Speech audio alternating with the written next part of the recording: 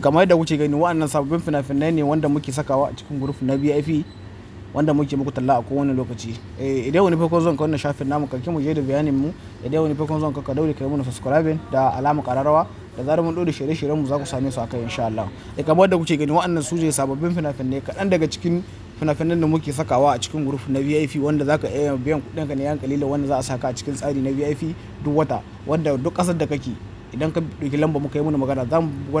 haɗa ma yadda za ka biya kuɗinka sai mu saka a cikin wannan tsari na VIP. To gare ku ma abuta kallon fina-finai na Indiya Hausa kamar da kuke gani wannan shine group mu na VIP kenan wanda muke tallata muku a kowane lokaci. To yau mun ɗauko muku kaɗan daga cikin shi mun ka ɗauko muku yadda za mu nuna muku fina-finan da muke sakawa. To wannan shine group mu kenan wanda za ku iya biyan kuɗin ku mu ɗauki lambar ku mu sa a ciki wanda za ku iya samun duk wani sabon film da ya fita har fina-finai wanda sun ka wuce a baya wanda ba kalla ba idan ka shiga a ciki to insha Allah da ka rubuta sunan film in zai fito maka za ka kalle shi kuma ba tare da ka zaka ta YouTube ba ko kuma ka samu kullun sirrin. Wannan group ne wanda mun ka buɗe muku tsarin da muke muku wanda za ku iya samun sababbin fina-finai cikin sauki ba tare da ka sha wata wahala ba insha Allah. Kar ku manta ku mun subscribe da alamar karara da zarar mun dole shirye-shiryen mu za ku same su akai insha Allah.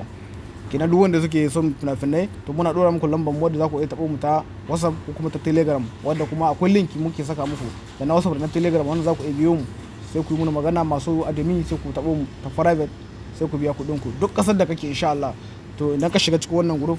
to matsalar fina-finai ta ƙare gare ka insha Allah. Fina-finai za ka iya samu su ne a kowane lokaci. Idan kana buƙatar samun waɗannan sababbin fina-finai sai ka kokari ka ɗauki lamba ta mu kamar yadda kake gani sai ka yi muna magana ta WhatsApp wanda za ka samu duk wani sabon film da ya fito insha Allah za ka iya samun shi. Kenan ka daure ka ɗauki lamba ta mu masu buƙatar shiga cikin group kin kadai ba kenan wani shi ɗauko kawai da shi tima turo masu tallace-tallace na banza ba. Kenan idan mutum yana buƙatar shiga lamba ta nawa zai ɗauka masu buƙatar kallon fina-finan Indiya mun gode sai mun je ku.